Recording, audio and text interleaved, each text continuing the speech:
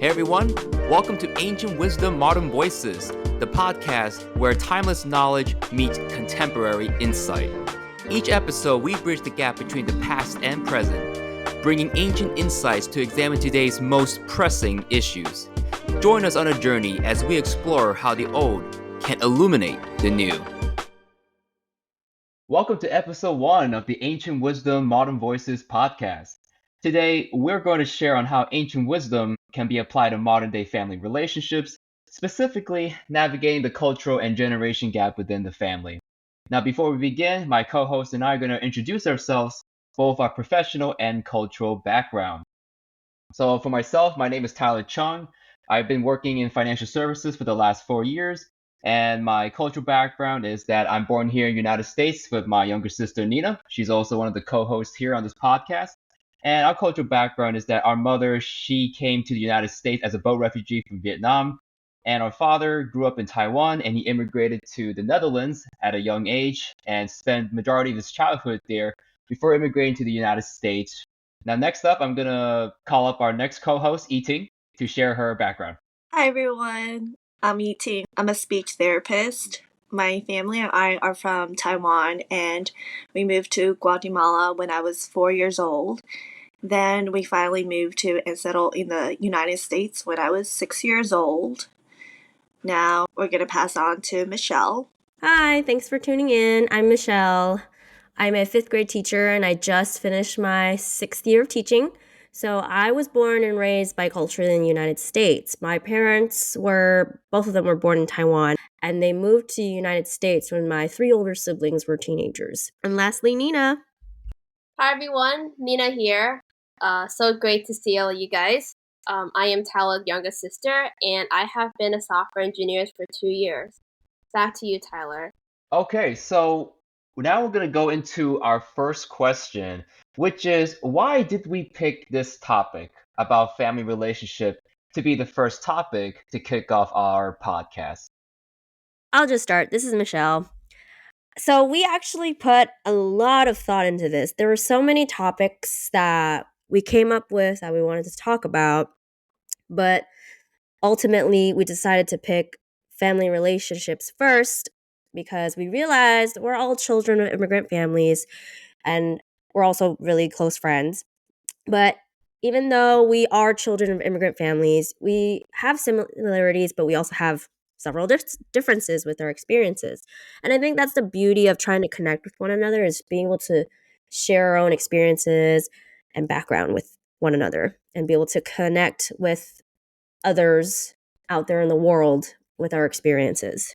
Yeah, going off to what Michelle was saying, at the same time, we were also thinking about how we can connect the past into our daily lives. And we found that a lot of ancient philosophers, from Confucius to Aristotle, have mentioned family relationship and the importance of family. And so we felt like we can gather a lot of wisdom from them.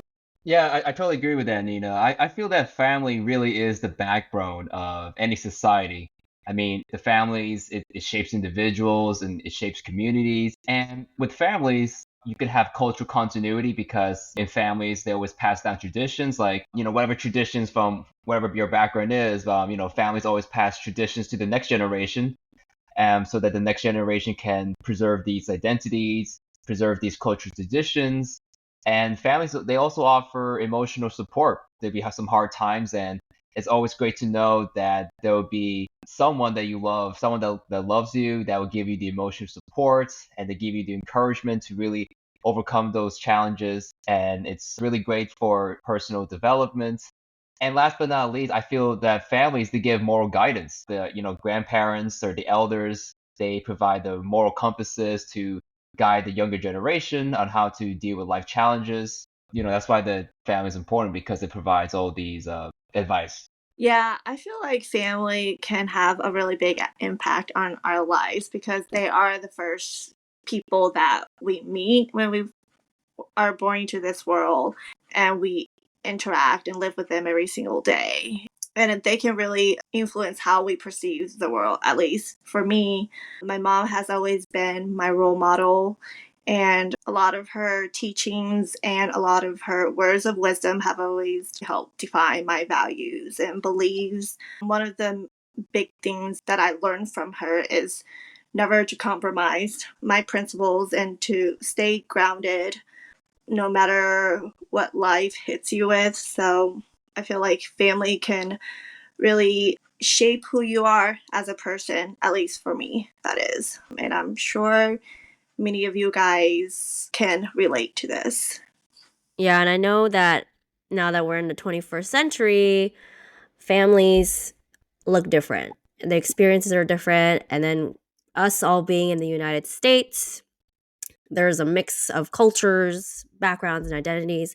And I think it'd be great if we could dive in as the first topic to just kind of share our own experiences first. That's a great point, and I feel that really leads into our next question, which is how do you think your family dynamics have shaped who you are as a person today? Ooh, eating. Do you want to start first? And you kind of already started talking about it with your mom? Yeah, so just piggyback on what I talked about before about my mom or my family in general. Like growing up, I was raised with Confucian values, and filial piety was one of the big ones that my parents really drilled in me. And because they would share tons of stories about it and how it's a great virtue and it's the foundation to be a good person, because they said that if you know how to respect your parents and your family, then you will also know how to respect other people outside of your family. Yeah, let's just kind So of that's also talk about what filial piety even means. Because I grew up also with Confucian values like eating, and it was interesting also hearing about it in AP World History when we were talking about the ancient Chinese dynasties. And then they even talked about the value of being filial or filial piety. And it was a very somewhat foreign concept. The best way that people can kind of talk about it is that it's being respectful and obedient to your parents and elders. yeah, it's basically to really, to fulfill your duties as a child. Yeah, I mean, I was raised in Confucian households, and it is interesting how Michelle said that filial piety seems to be a foreign concept for those who were not necessarily raised in a Confucian household. But I feel like as I grew older, filial piety is something that should come naturally. It shouldn't be something that's like forced upon us. Like I know when we were kids, like our parents made us read a lot of like filial piety stories. Are you guys familiar with Di Gui, Guide to Oh a yeah. Happy?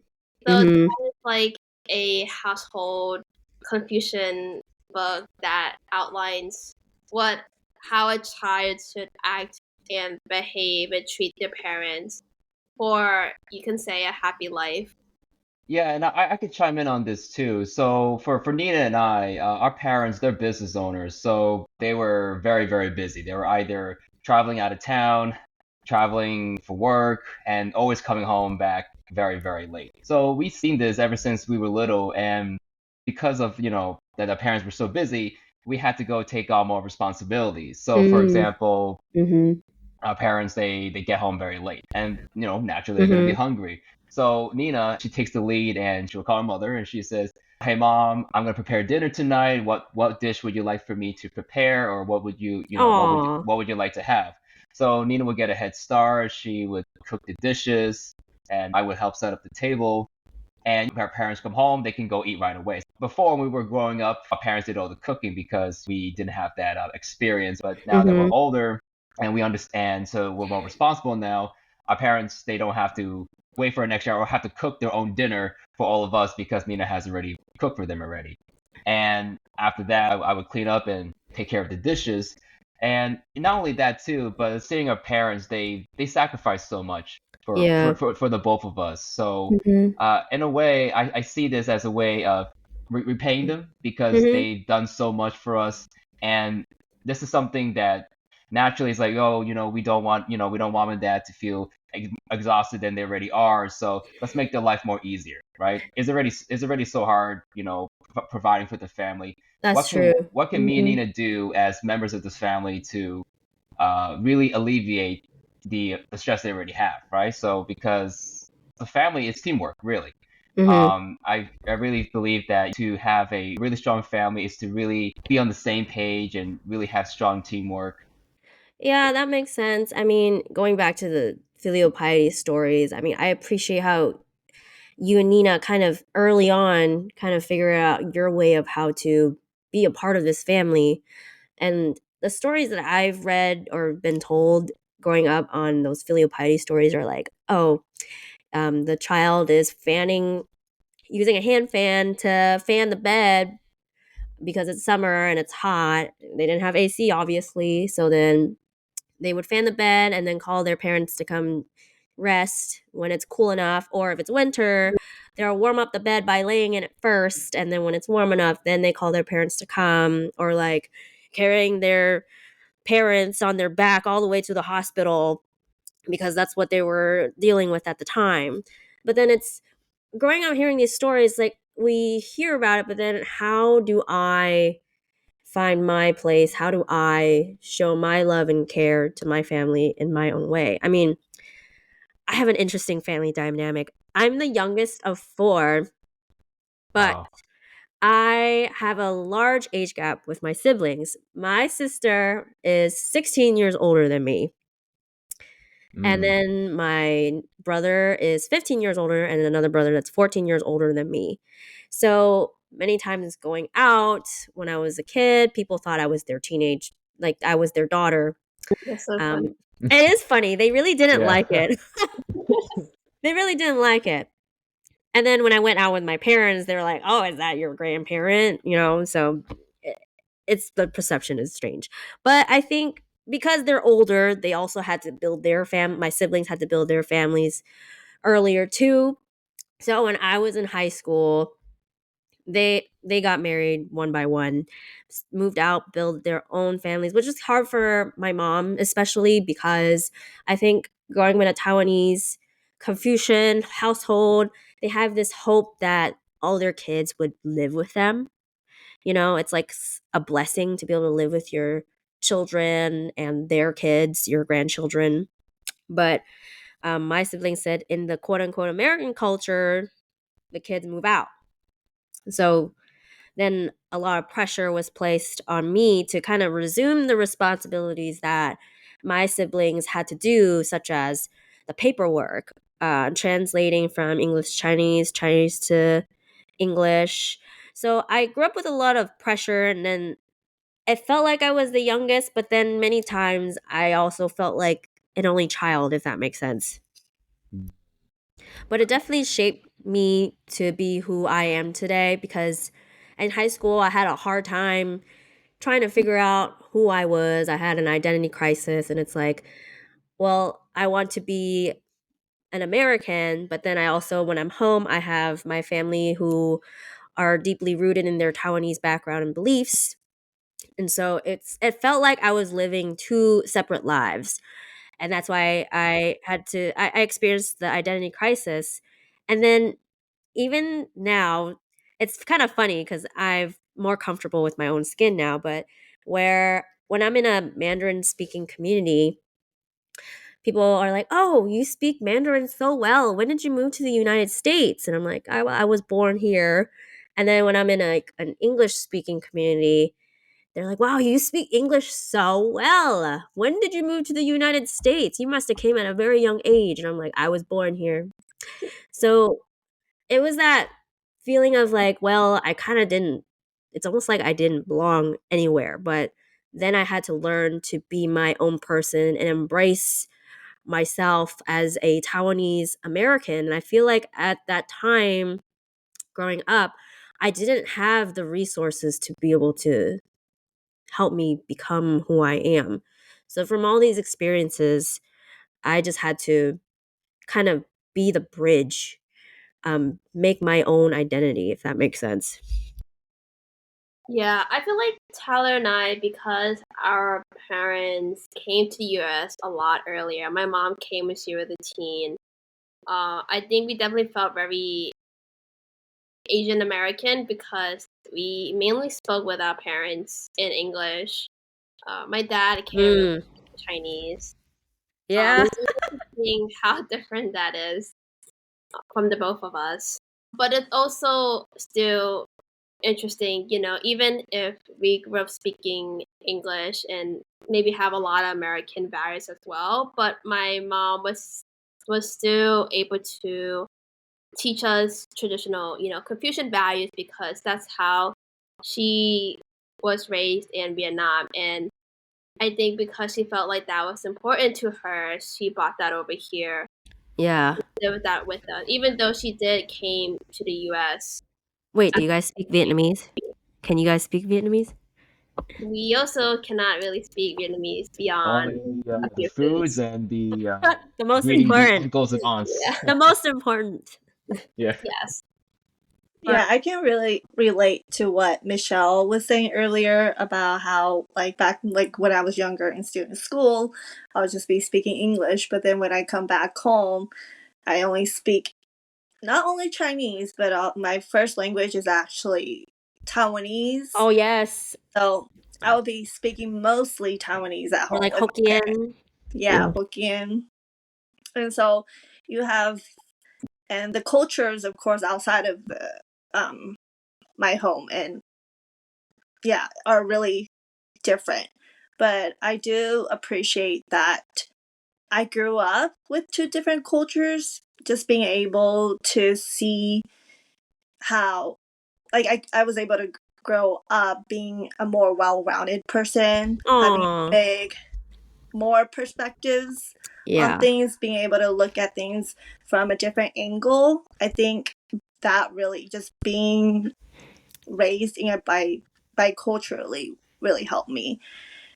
And I think eventually, I'm not sure if I ever had an identity crisis like you, Michelle, but I mean, I think somehow I was able to merge two cultures together in a way. For me, it's just, I really appreciate that my parents really taught me the Confucian values, and they really emphasize on it, because it helps me to never forget my roots or where I came from, and to remember to always, which are my parents. And because without them, of course, like, I know this sounds very cliche, but I would not be here today.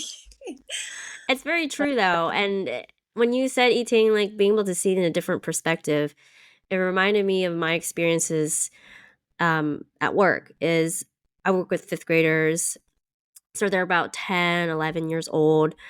And a lot of my Hispanic or Latinx students, they also have to translate from English to Spanish, Spanish to English sometimes. And it just reminded me of my own experiences. And I learned Spanish in high school for 4 years, so I can communicate. But I think it just reminded me of this is why I want to do what I want to do, what I am as a teacher, is I want to be able to show and help my students too, and help them be able to, like eating you had to do, like merge into your own role, the person that you wanted to be, even if maybe some of your peers don't necessarily have that same experience. Yeah, I think a lot of the times I think when you were mentioning earlier being the bridge, I feel that's very meaningful to me, being the bridge for, for people who comes from two different cultures. Because oftentimes when my parents have to interact with the Americans, a lot of times I can be the bridge, not just like just translating the language, but also like just trying to get them to understand each other a little bit more, understand each other's values, cultures, and how they were raised. Yeah, and I guess that will lead us to our next question, Tyler. Okay, so let's segue into our next question, which is why is filial piety the most important? Such a deep question. So, in Confucianism, there's this whole teaching on 5 relationships and 8 virtues. One of the relationships are actually parent children. And then the 8 virtues are these virtues that you would exhibit and you would manifest through your actions and your speech. And the 8 are xiao, or filial piety, ti, which is sibling love or respect, zhong, which is loyalty, xin, and there are 2 meanings for it. It could be sincerity or faith, li, which is propriety, yi, righteousness, lian, integrity, and chi, which is having a sense of shame. So in the 8 that I just listed out, filial piety is first. Because there's an expression in Mandarin Chinese, 百善孝为先, which means out of all the virtues, filial piety is seen with the greatest importance. Right. And actually, it's viewed with so much importance that there's actually a book called The 24 Paragons of Filial Piety. Now, this was a Confucian text and it was written during the Yuan dynasty by a scholar named Guo Zhujing. And he was not only just a well known poet, but he was also very well renowned for being a filial son in his own right. And in fact, the first story that was mentioned in the 24 Paragons of Filial Piety is the story of Emperor Shun. Oh, Now, I remember that. Yeah, so Emperor Shun. So this is several thousand of years ago BC, and in Chinese history, there were these 3 legendary emperors, and Emperor Shun was the second one. Oh, right. And Okay. yeah, and then actually, so the first emperor was actually Yao, and Mhm. it was during this time that Emperor Yao he chose Shun as his successor instead of any of his 9 sons, simply because Shun he had the virtue of filial piety and had a great character. In fact, Shun's story about filial piety is very well known in Chinese culture. It's a very powerful story too, because for Shun's story, the story goes is that his mother passed away when he was a very young kid, and his father then remarries. And so he had a stepmother and also a half brother that treated him very poorly. So He was sad. yeah, and he was very mistreated by them. So much so that, in fact, they actually tried to kill him. There's actually a very famous story where Shun was working on top of the roof of a house, and his stepmother and half brother they set fire to the house and they took away the ladder so that he couldn't escape. But despite all these scenarios, he always seems to manage to escape unscathed. And despite all these challenges, he never complained. He never mistreated his stepmother or his half brother, and he still continued to be filial and show respect to them.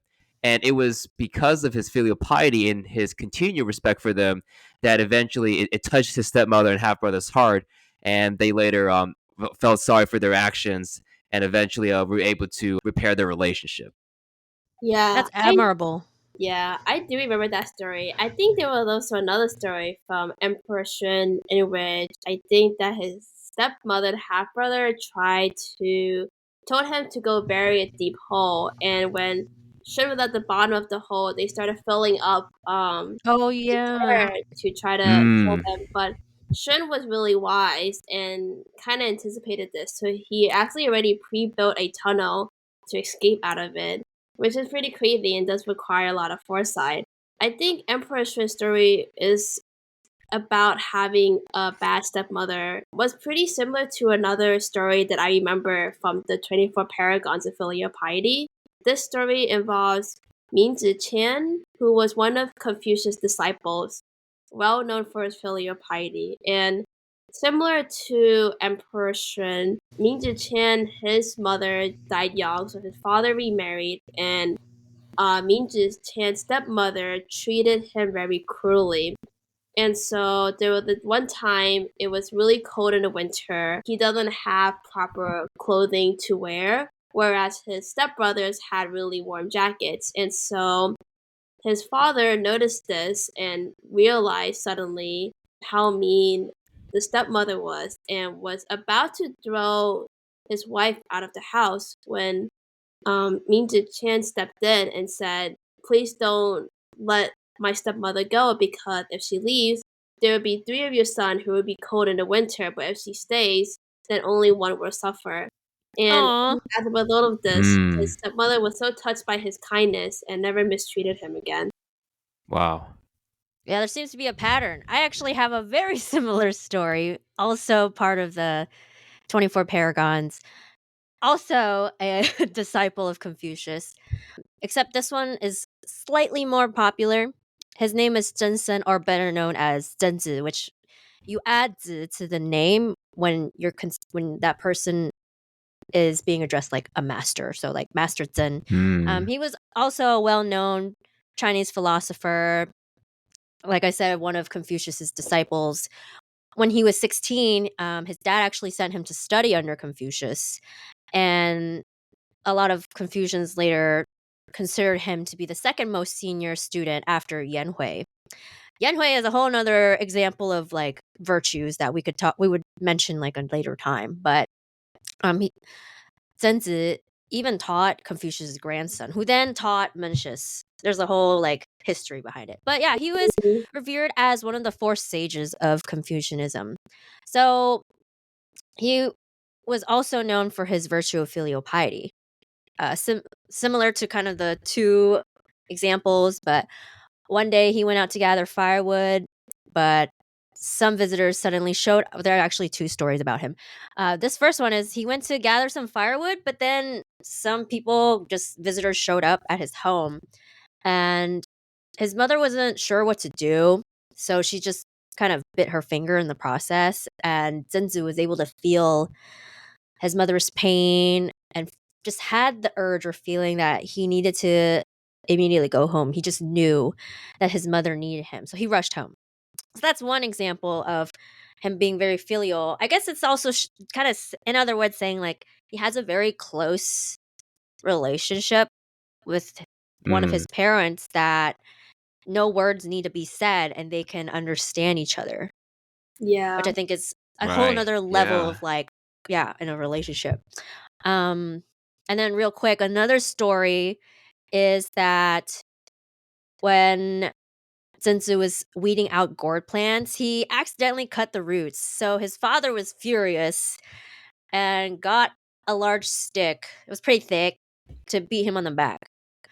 And we have to also consider the context of that time. So that's how they disciplined their children at the time. Not all of them did, but there were some physical components of discipline at that time. And Zenzi kind of passed out or lost consciousness.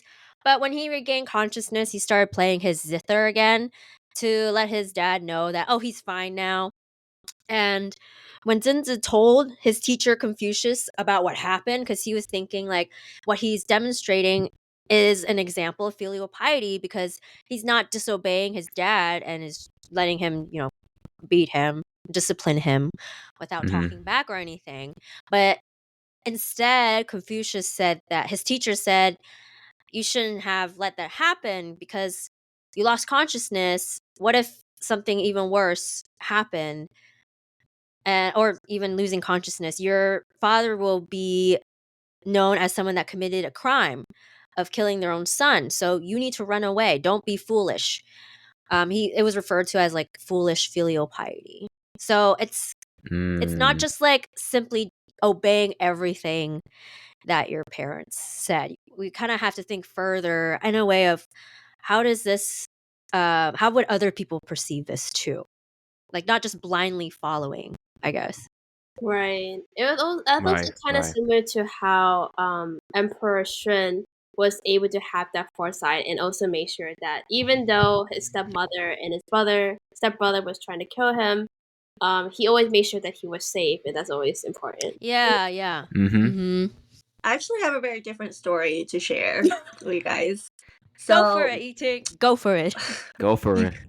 This was one of the stories that really stuck with me. And the story is about Guanyin. I'm not sure if you guys heard of Guanyin or heard of her stories. Many people in Asia worship her. And today she's either known as Bodhisattva or she can also be known as Goddess of Mercy because her life goal was to save everyone from suffering. And then she also is a great example of filial piety. So before she actually became a Guanyin or a Bodhisattva, she was actually a princess and a daughter of a king and queen.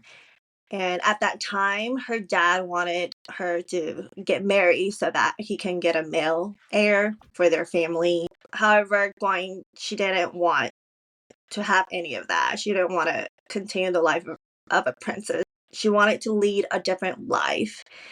And the life that she wanted to lead was a spiritual life. So she wanted to devote all her life to cultivation and Buddhism.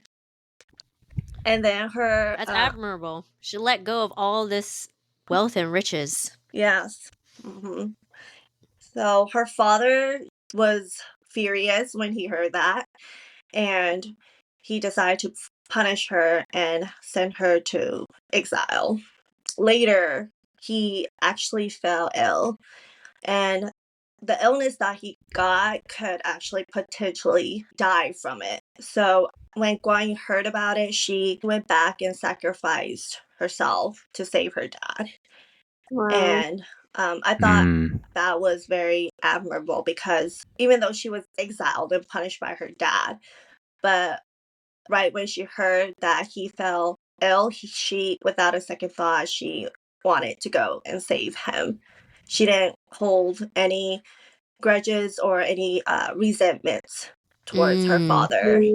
And I think that's why one of her greatest virtues was filial piety. Got you. I like how this story of Guan Yin shows that being filial doesn't necessarily means obeying exactly everything that would, or like following Yeah. right? But in this case, her parents' wishes was for her to probably stay in the kingdom, and be a part of the kingdom. But for Guan Yin, she felt that she had a higher purpose in life, and so she left. But even though she did leave, she always had her parents' thoughts in mind. And eventually, like you said, 18 came back to save her father's life. Mm-hmm. And then I also heard at the end that he turned over a new leaf. So he was not a very good king, but after he was saved by his daughter, he became a good person. So not only his physical life was saved, but his spiritual life was saved as well. It's nice how all of these stories, these people seem so mean, and it seems like they're unable to, change themselves to be better. But in the end, these stories show that with enough, patience and love and filial piety, these children were able to influence their parents to be a better parent. I was just thinking that. You read my mind, Nina. Yes, me too. I guess it goes to show why filial piety is first out of the 8 that are mentioned in Confucianism. Yeah. Because it's so powerful. Like Nina said, I can't say it any better, but it's just how it can change the people around them. Yeah. That's where it starts. You learn from your parents, but at the same time, I think filial piety is it's more than that. It's also being able to touch your parents, and even though they're not perfect or they're not the best parents, but I think if you show your love and respect towards them, eventually you can touch their hearts and influence them to become a better parent or better people. Yeah. I also feel like filial piety is probably one of the more challenging ones, because it's something that it's very difficult to reach to that level of what these people are doing. It does require a lot of patience and wisdom and work to be able to continue to be filial and eventually, influence your parents to be better versions of themselves. I mean, adding on to that, I feel like growing up hearing these stories, again, considering the context of the time, their challenges may be slightly different than what we're experiencing now. So then trying to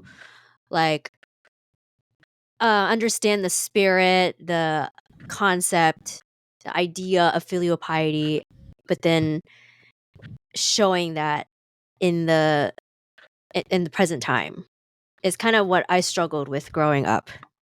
Yeah, I oftentimes struggle, like with my parents, I often struggle with how come they have a completely different thought or opinions about certain things. And I realize a lot of it really boils down to how they grew up in their time period versus mine.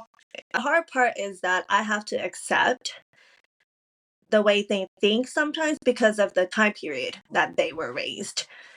And instead of trying to persuade or convince them to understand the time period that I'm raised in, I think it's more important that we always try to find that common ground with our parents instead of maybe focusing too much on those differences in terms of maybe our lifestyles or the way we think about certain things. Okay, so and we're gonna go into our last question for this episode. And this question is, how do you navigate differences in opinions or lifestyles within your family? And what strategies do you use to maintain harmony? Great question, Tyler. I know, right? I think for me, when I look at this question, what has helped me throughout the years is to really learn how to be accommodating towards other people rather than always being focused on my own needs. And there's a quote from the book of Matthew in the Bible that I feel like relates to this. And it goes as follows. Why do you always look at the speck of sawdust in your brother's eye and pay no attention to the plank in your own eye?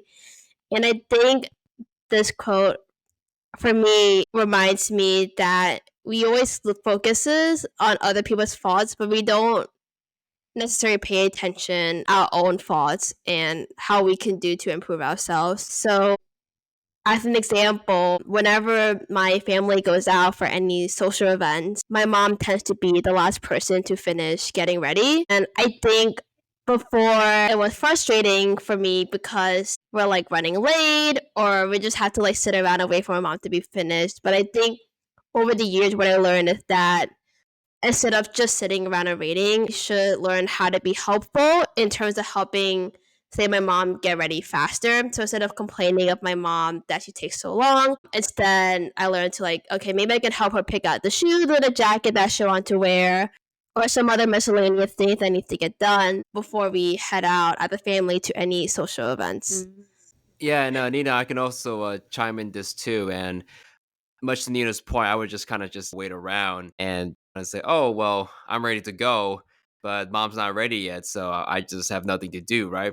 And it wasn't until I got much older, and my mother she mentioned that, "Oh, hey, there's things that you can do while you're all waiting for me. You can go and fill up the water bottles so that we have something to drink on the road. You can prepare some snacks, like these small miscellaneous things, right?" So the first couple times, it was really hard to get into that groove because I just wasn't used to it. But now Makes that I'm much sense. older, it's pretty much second nature now. So I would be getting the water bottles ready, filling up the water, like getting a necklace for my mom, and getting things like her sun visor or getting snacks on the road.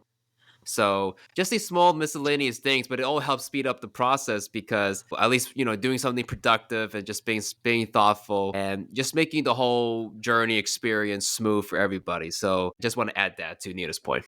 Yeah, I also agree that just being able to accommodate others can really help to build harmony and peace in a lot of relationships.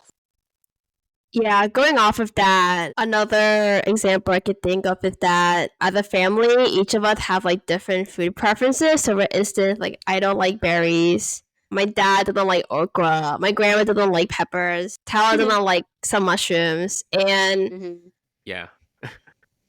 one time I was going to the supermarket and I was like, no, I don't want to buy this because I don't like it. But then the second thought, I was like, well, if the rest of my family enjoys eating this, then I should buy it for my whole family to enjoy and not to always think about what I like and what I don't like when navigating these choices.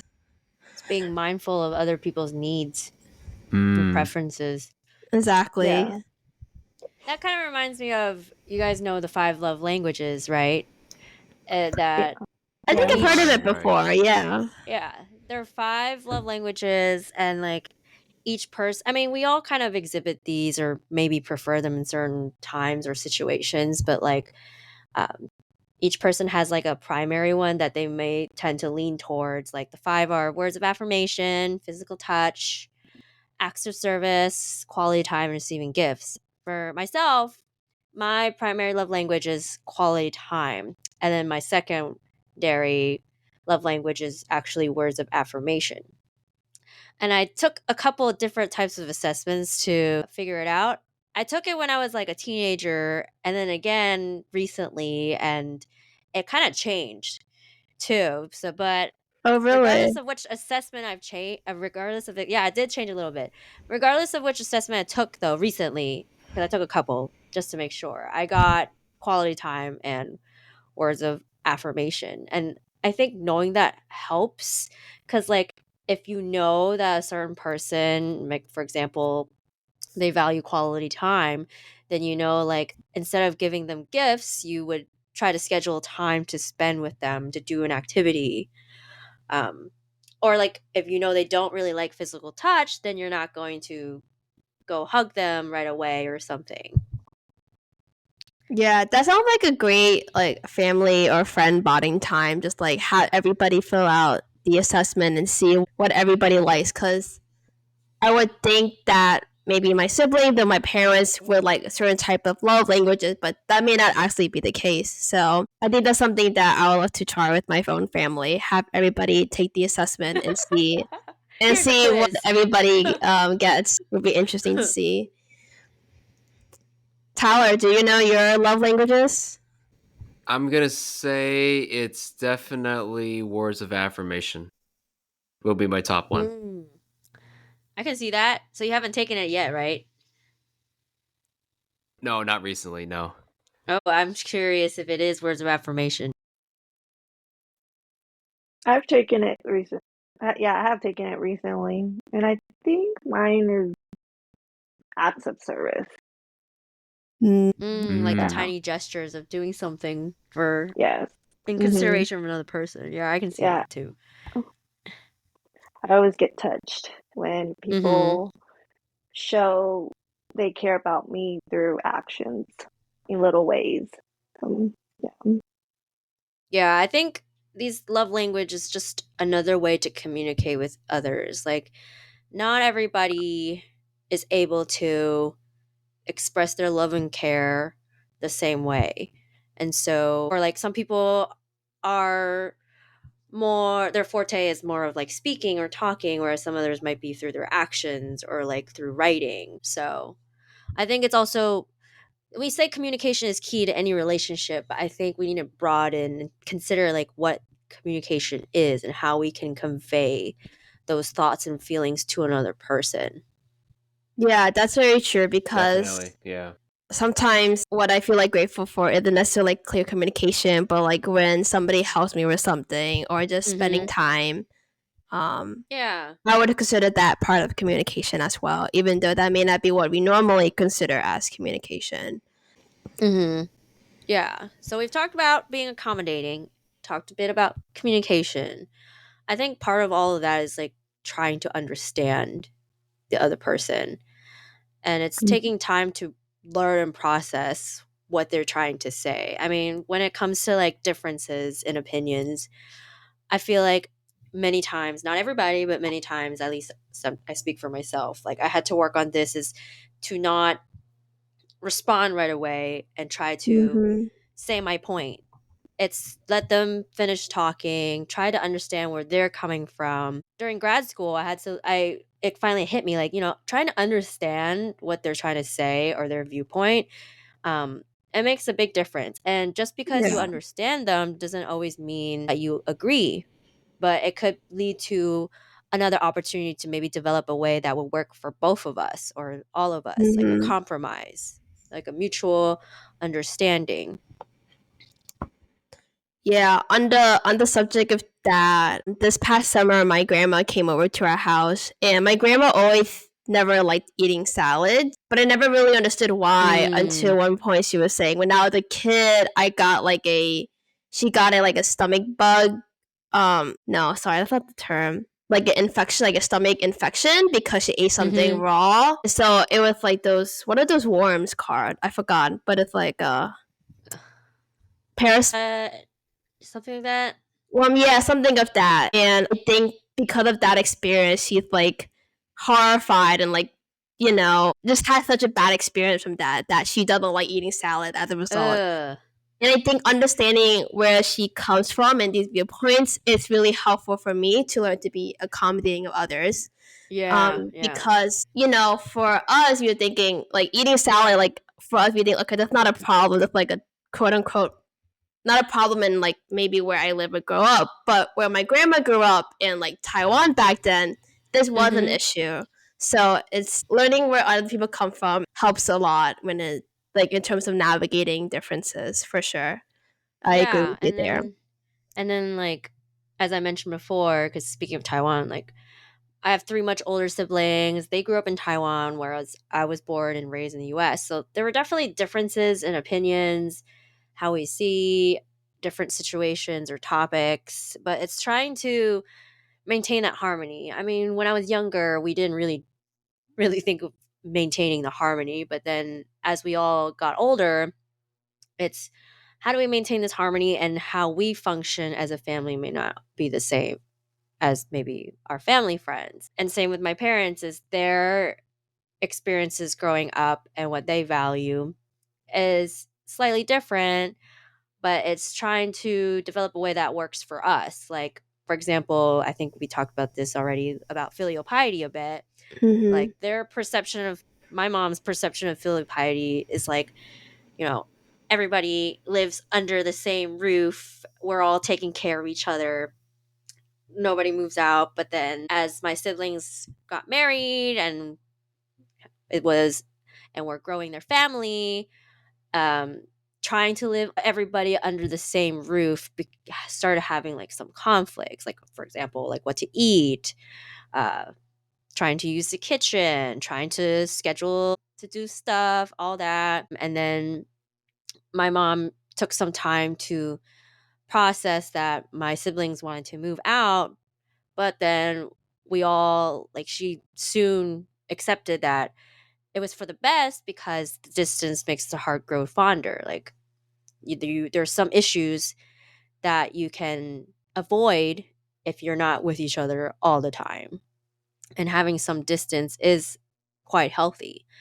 And like that's still being filial because they still come back very often for whatever they need, like a dinner, just to spend time together, outings. That's all part of filial piety. I mean, like in the classic of filial piety, since we talked about Confucius a little bit before, is that the very first chapter or verse, it says, our bodies, every hair and bit of skin are received from our parents, and we dare not damage them. This is the beginning of filial piety. When we have established ourselves by the practice of Tao so as to make our name respected in future times and thereby glorify our parents, this is the utmost filial piety. It begins with service to parents, proceeds to service to the ruler, and is completed by the establishment of ourselves. It was said in the major odes of the kingdom, ever think of your ancestor by cultivating your virtue. I know that was kind of long, but it's kind of like summarizing filial piety was, considering the context of that time during the time of Confucius. And then we had to work on, like my siblings and I and other friends with similar situations, is how can we show this virtue of filial piety in a more present time like way, and have everybody still feel loved and cared for and understand one another. But yeah, that was a little long, but just wanted to share that quote too. No, yeah, I think that was a really great quote. And I think in addition to what you said about that quote, it also reminds me sometimes that I need to take care of like my own health as well, because Yes, very true. so like for instance, when I was in high school, I think I worried and stressed out a lot about grades, and as a result my health suffered. But even though I thought that I was doing the best thing because I thought, you know, having good grades is what my parents would want from me, but actually, ultimately, my parents care about my health first. And it would have been better if I learned to create a healthier balance between health and like schoolwork or extracurriculars. Yeah. That I didn't realize until afterward that some things that my parent would want from me for instance, like good grades, but I also need to understand that they may always say that they would like to see good grades, but they also really care about my health and mental well-being, and that will come first. Yeah, I think what I resonate with the most is, I mean, the hardest thing for me when it comes to trying to communicate with my family is what Michelle was saying earlier, is trying to understand the other person, which has been a hard thing to do, at least for me, because a lot of the time, to me, I think of it as this is so basic. How can you not know? But over time, I think when I'm trying to understand the other person, it helps me to become more accommodating. That's what I realized. It helps me to become more patient. It actually encourages me to think of ways to try to communicate with them a little bit more and get to know, like trying to go deeper and know where they're coming from, because like just trying to empathize with them, because I know that I have bad habits that can be hard to change, and that can be different from the habits that I don't like about them. And so I'm always trying to find that connection there where, okay, Right. I know sometimes it can be hard for me to change, so it's probably the same for the other person. And also, like when it comes to communication, I realize that I'm always wanting to just get my point across. I don't really think about how I say it. Yeah, and like my tone of voice. So now I've always been I try to work on just being more patient and being more calm when I'm trying to resolve a certain issue with this other person. Even though they may not agree right away, but I do still try to continue to stay calm and being very, very aware of my own tone of voice and my intentions when I'm talking to them. And even I even also try to, when I'm trying to resolve a conflict or negotiate with them, I'm trying to think of an approach that will not only benefit me, but it will also benefit them. So I think for me, at least for me, that kind of communication style I feel like has kind of been working for me, because I think I like it better than just reacting too fast to what the other person says and then losing my control over my emotions, and then things can get really ugly and nothing gets resolved. Sometimes I just have to step away physically and metaphorically for a moment to just process sometimes, because once you're in that moment, sometimes the emotions lead you to be more reactive, like you said, instead of trying to actually understand. Yeah. I think sometimes I also agree with you eating the good way to communicate, and sometimes it's just really hard to figure out what to say at that moment. And I have found that, stepping away or just having some time to think about it makes me much better in communicating what would be the optimal way of communicating towards the other person. Yes. I watched a video recently about how there was this couple that whenever they are arguing or they have differences, they do it through texting. Like they purposely will do it through texting instead of in person, because they also have 2 children. They don't want their children to see them bickering. Yeah. But then they also realize that when they're texting, I'm not saying everybody should do this, but it worked for them, right? Is that they text it to each other, because when you're texting, you kind of have to think about what you're going to say. And since it's a text, it's kind of shorter, right? So they do it through text, so that because in person, you just immediately say what you want to say and cut each other off. Whereas through texting, you kind of have to wait for the other person's response. Yeah, that's true. Yeah. I thought that was interesting. I mean, I don't do that sometimes. I mean, sometimes it just happens. Like there are differences in opinions and we're just happen to be texting. But I realized it doesn't last very long because of that. Like, because we're texting, we kind of resolve it pretty quickly. Mhm. But Yeah. I think it Mm. doesn't work for everybody. But I think it was interesting to hear that couple, their reasoning and understanding why they do it. I mean, Yeah. I've tried it with a couple of people, and I find that it works better because I find myself being nicer over text than Mm. I am. Like I, Mm. it just feels like I wouldn't have been able to say these words in front of their face, but it was easier to do it over text. On the subject of texting, I found that ChatGPT is actually really helpful if you ever need to send like an angry email and you need to find a nicer way of phrasing it. ChatGPT does a really great job. I used it before I and I'm like, wow, I so much second that. nicer. Yes. I second that. It's a game changer. So whenever you're about to send an angry email or text, see how if ChatGPT can make it sound better. Mm-hmm.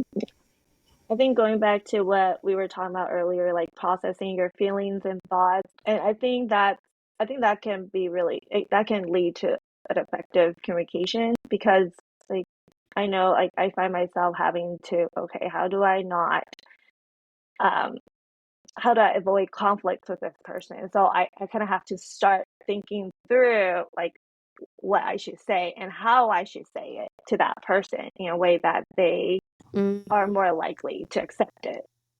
That's So very true. yeah, before I talk to them, I'm like thinking through my head, like, okay, what should I say? And then what kind of tone of voice should I say? And then even also think about how they'll respond or react to what I say. Yes. Mhm. Yeah, I think going off of that, I remember I think last week I was having a conversation with my mom and I was getting a little frustrated because my mom had like repeated this for me before and in my head I was like, why do you keep repeating this to me? And I was thinking of like what to respond and I was thinking from her point of view and I was like, maybe she's saying this because she's worried or she's concerned. And so I told my mom, I understand you don't need to worry about this, like it'll all be okay. And I think doing that reflection, I think I felt like it was definitely a much better response, and my mom was very responsive to that reply. Versus if I used my first instinct, it was like, "Mom, why are you being like annoying and like keep like repeating this?" Then that would not have Yeah. been like a good outcome. So totally agree with you there, Eating. Yeah, I agree too. Is like considering the approach and the delivery of what you're going to say. Because you can convey the same message in different ways. Like, my fiance, it's still weird to kind of say fiance because we just got engaged. But, like, my fiance, he's a more logical thinker, whereas I'm, I guess, more an emotional person considering feelings. And so the way we might deliver information is different. But I think it helps us because then we are teaching one another, like, okay, well, you have to consider other people's feelings when you say it this way. And I know you're just, or he's like, you could just say it logically as a matter of fact without any emotion. So, in a way, we learn from one another, each other, how to communicate. And then, same with my family members. Like, sometimes with my siblings, there are some things they don't really say in person, but then I realize that they will say more when it's over the phone, like not face to face. And I think that's Mhm. okay. Like I've been talking to my brothers. I have two brothers, right? I've been talking to them more, especially my second brother Charles. And because of the age gap and we're in different chapters of our lives, there was a time where we were all kind of a little distant from each other. But I feel like recent years, like with the pandemic, it kind of brought us closer and made us talk to each other more.